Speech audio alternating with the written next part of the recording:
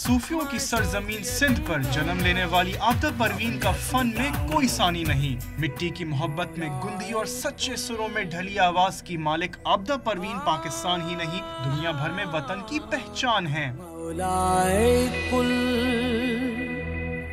कर देगा तू जो एक नजर।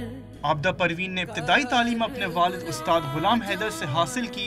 रेडियो पाकिस्तान से कैरियर शुरू किया। आबदा परवीन ने काफ़ी गज़ल, कव्वाली और मौसीकी के अलावा सूफियाना कलाम को वजदाना अंदाज में पेश किया और उसे दुनिया भर में फैलाया।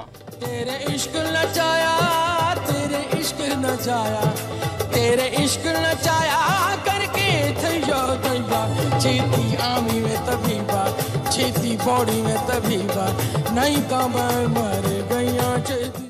मलका सूफी मौसीकी को तमगा हुस्न कारकर्दगी, सितारा इम्तियाज और भारत में उनकी खिदमात के एतराफ़ में लाइफ टाइम अचीवमेंट अवार्ड से नवाजा गया है।